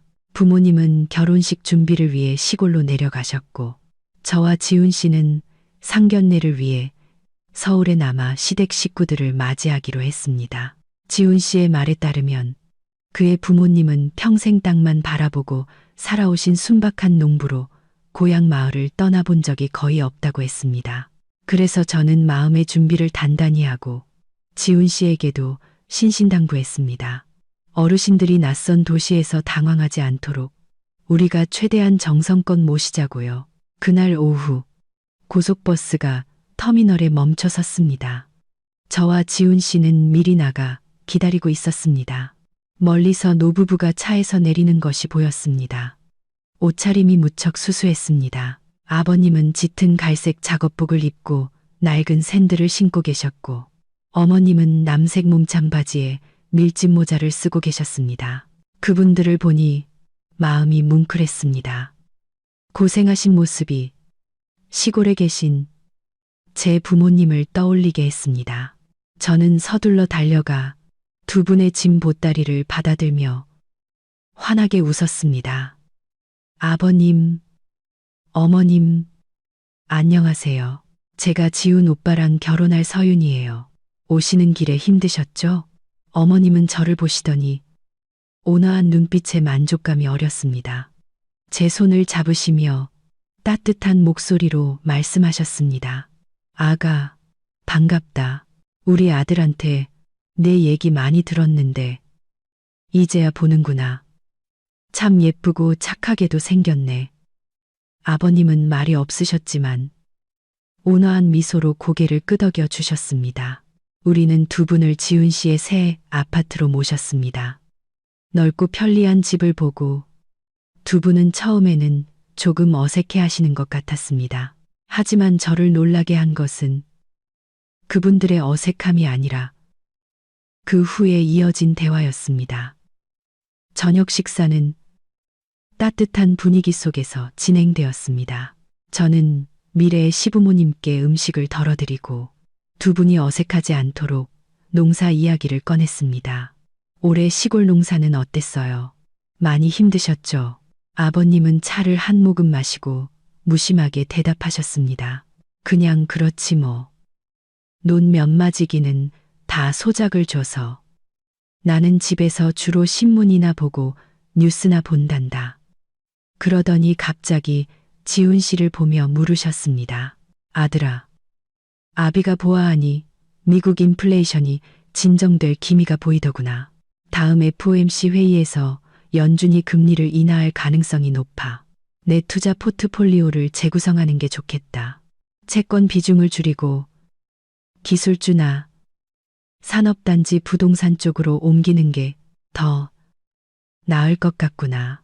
저는 밥을 먹다 말고 사례가 들릴 뻔했습니다. 저는 눈을 동그랗게 뜨고 아버님을 쳐다보았습니다. 평생 농사만 지으셨다는 분이 연준, 인플레이션, 투자 포트폴리오 같은 용어를 월스트리트의 경제 전문가처럼 술술 말씀하셨기 때문입니다. 제 놀라움이 가시기도 전에 어머님이 말씀을 이으셨습니다. 영감은 걱정도 많으셔. 내 생각엔 지정학적 긴장 때문에 금값이 계속 요동치니 안전하게 현금이랑 실물금을 좀 보유하는 게 최고예요. 아, 그리고 아들아, 어미가 지난달에 보라고 했던 서울 남쪽 땅은 어떻게 됐니? 500 축척 계획은 승인 났다고 하더냐. 저는 숟가락을 내려놓았습니다. 제 귀를 믿을 수가 없었습니다. 이분들이 정말 지훈 씨가 말하던 평생 땅만 파고 사신 농부가 맞을까요? 그들의 여유로운 태도, 해박한 지식, 그리고 세련된 화법은 평범한 노동자와는 전혀 다른 특별한 기품을 풍기고 있었습니다. 저는 의심 가득한 눈빛으로 지훈 씨를 쳐다보았습니다. 지훈 씨는 밥에 고개를 숙인 채 제 시선을 피했고 이따금씩 얼버무리듯 대답했습니다. 제 마음속에 극심한 혼란이 밀려왔습니다. 도대체 제 약혼자의 가족은 어떤 사람들일까요? 식사 후 저는 지훈 씨를 베란다로 불러내 단둘이 이야기했습니다. 밤바람이 제 머리카락을 흩날렸지만 마음속에 쌓인 의문은 흩어지지 않았습니다. 지훈 오빠, 설명이 필요해. 아버님, 어머님은 시골에서 정말 무슨 일을 하시는 거야? 지훈 씨는 난간에 기대어 한숨을 쉬었습니다. 그의 목소리는 조금 당황스러워 보였습니다. 내가 말했잖아. 그냥 농사 지으시고 장사도 좀 하신다고. 장사를 좀 하시는 분이 연준 금리랑 도시계획, 금융투자에 대해 그렇게 잘 아신다고. 오빠, 나를 어린애 취급하지 마. 두 분의 분위기는 절대 시골 분들 같지 않았어. 나한테 뭔가 숨기는 거 있지. 저는 그의 눈을 똑바로 쳐다보며 단호하게 말했습니다. 지훈 씨는 머리를 긁적이며 어색하게 웃었습니다. 네가 너무 예민한 거야. 요즘은 시골에도 인터넷이 다 들어가서 부모님이 심심하실 때마다 인터넷으로 뉴스 보시는 게 취미셔. 그냥 재미로 아는 척 하시는 거지. 너무 신경 쓰지 마. 말도 안 돼. 그건 인터넷으로 보고 따라할 수 있는 수준이 아니었어. 깊은 지식과 실제 경험이 있는 사람의 말투였어. 지훈 오빠, 우리 곧 부부가 될 사이야. 우리 사이에 비밀이 없었으면 좋겠어. 이 집 문제부터 웨딩홀 사건, 내 누명을 벗겨준 증거를 찾아준 일, 그리고 이제는 부모님까지. 오빠에 관한 모든 게 너무 미스터리해. 오빠, 대체 누구야? 지훈 씨는 다가와 제 손을 잡았습니다. 그의 눈빛은 저를 간절하고 진실하게 바라보고 있었습니다. 서윤아, 나 믿지. 내가 누구든 어떤 출신이든 너를 향한 내 사랑은 절대 변하지 않아. 나는 지훈이고 평생 너를 사랑하고 지켜줄 내 남편이야. 그것만이 유일하고 가장 중요한 진실이야. 다른 이야기들은 내가 너에게 설명할 빚을 좀 질게. 때가 되면 네가 모든 걸 이해하게 될 거야. 저는 그의 검고 깊은 눈동자를 들여다보았습니다. 그 안에는 진심과 함께 말 못할 사연이 담겨 있었습니다. 저는 그가 결코 저를 해치지 않을 사람이라는 것을 알았습니다. 아마 그에게도 말 못할 사정이 있는 거겠지요. 저는 한숨을 쉬며 그의 가슴에 머리를 기댔습니다. 오빠를 믿어. 하지만 무서워. 내가 감당할 수 없는 놀라운 일들이 일어날까봐.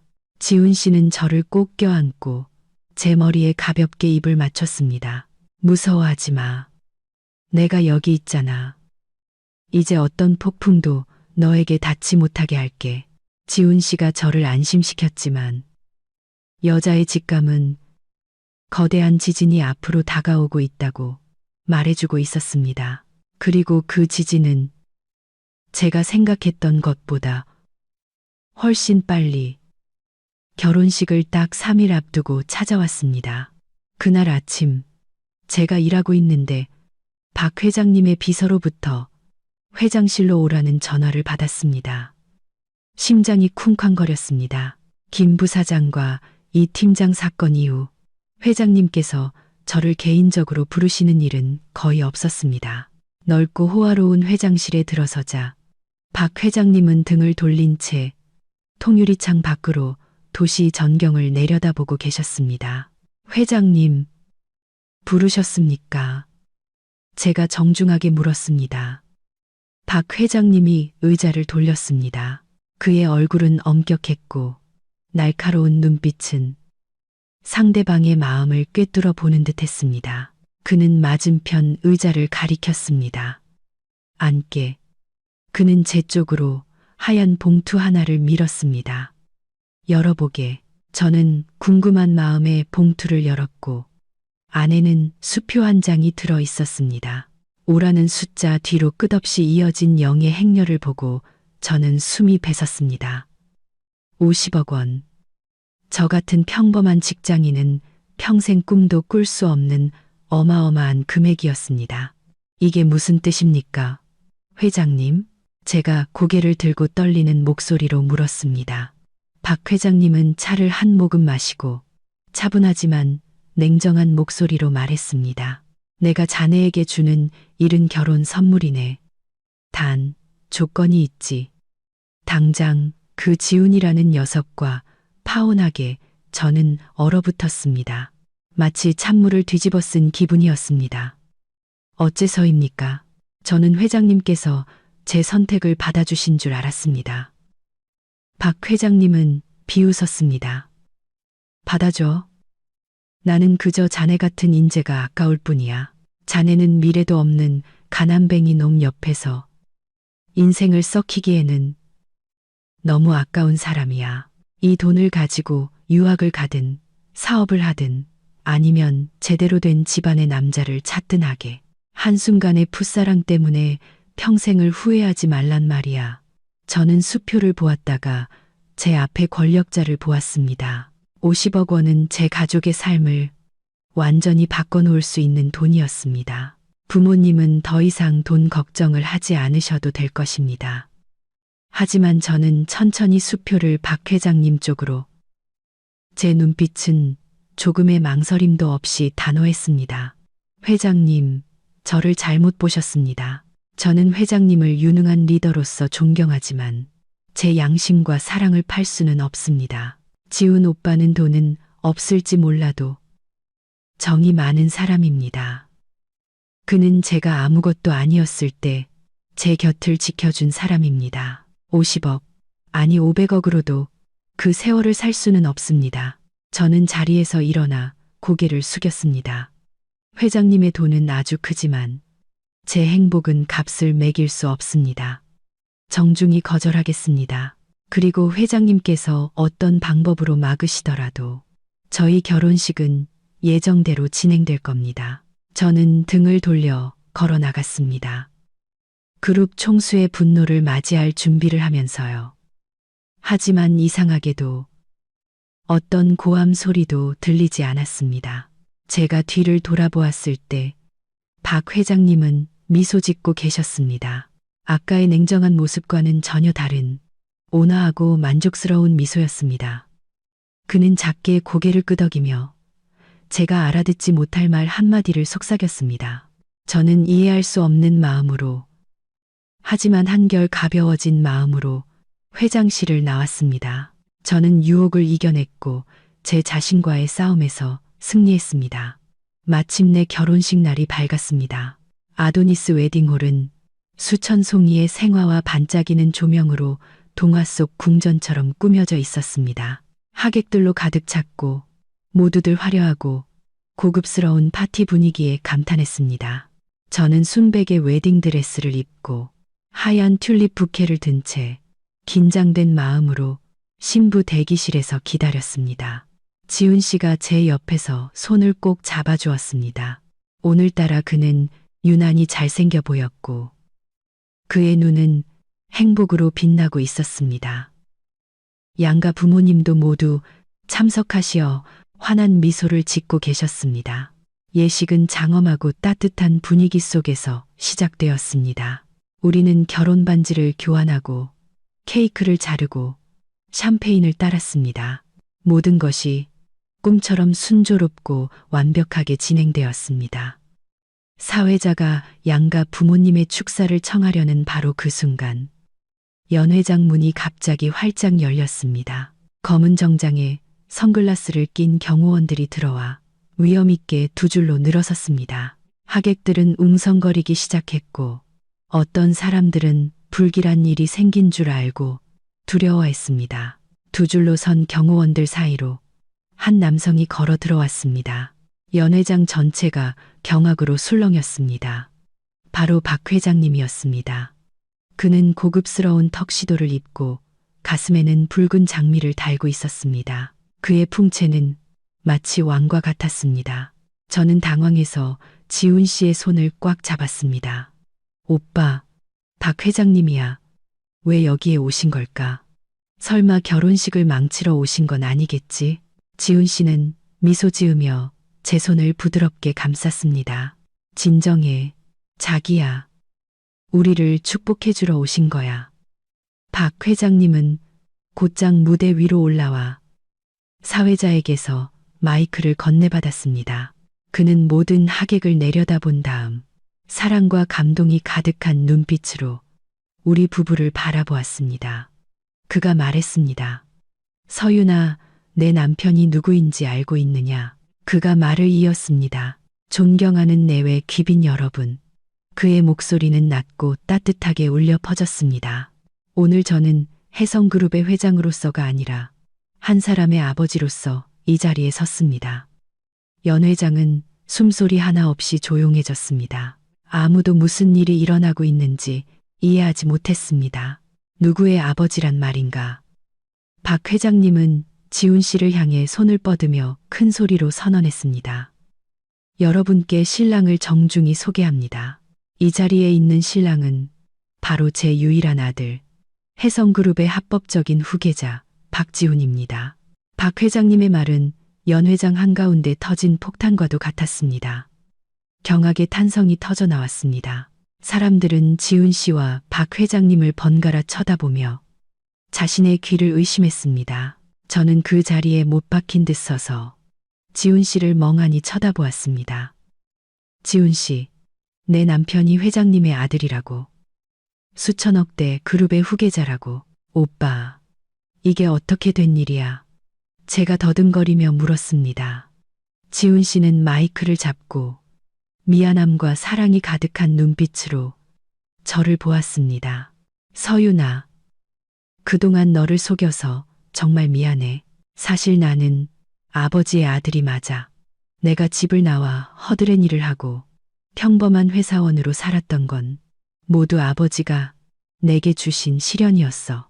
내 스스로의 힘을 기르게 하기 위해서. 그리고 가장 중요했던 건 아버지는 내가 내 배경이나 돈이 아니라 나라는 사람 자체를 사랑해주는 아내를 찾길 바라셨어.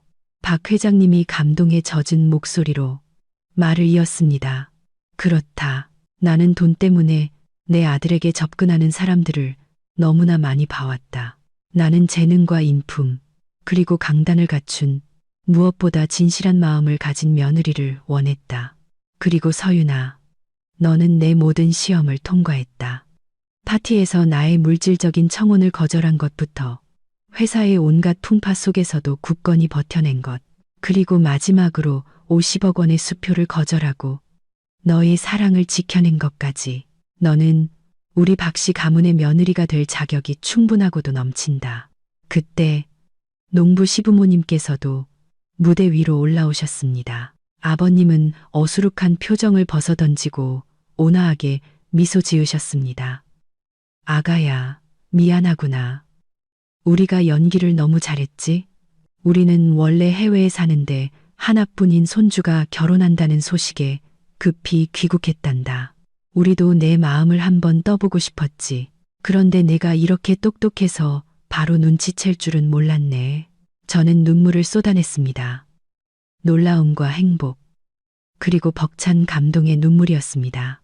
그동안의 모든 어려움과 시련이 제 사랑과 강단을 증명하기 위한 시험이었다니.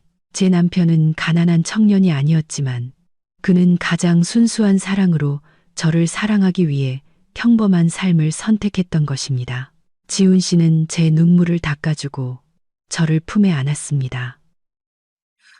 이제 내가 왜 집도 있고 예금도 있고 웨딩홀 문제도 해결할 수 있었는지 알겠지. 나는 절대 너를 속이려던 게 아니었어. 단지 우리가 가장 진실한 마음으로 함께하고 싶었을 뿐이야. 저는 고개를 끄덕이며 행복 속에서 흐느끼듯 웃었습니다. 하객석에 앉아 계신 부모님도 놀라움을 금치 못하시다. 이내 딸을 위한 기쁨의 눈물을 흘리셨습니다. 과거에 저를 무시하고 비웃었던 사람들은 이제 부끄러움에 고개를 숙이거나 부러움과 질투가 섞인 눈으로 저를 쳐다보았습니다. 저희의 결혼식은 그 호화로움 때문만이 아니라 현실 속 동화 같은 아름다운 사랑 이야기로 세간의 화제가 되었습니다. 시골 출신의 가난한 소녀였던 저는 노력과 진심 하나로 최고의 남자 곁에서 완벽한 행복을 찾았습니다. 저는 지훈 씨의 손을 꼭 잡고 활짝 열린 미래를 바라보았습니다. 부유하든 가난하든 가장 중요한 것은 부부간의 정계 고난을 이겨내고 서로를 믿어주는 마음이라는 것을 이제 압니다. 그것이야말로 우리가 평생 지켜나갈 가장 소중한 자산일 것입니다. 마지막 순간까지 이야기를 들어주신 여러분, 진심으로 감사합니다. 다음 영상에서 다시 뵙겠습니다.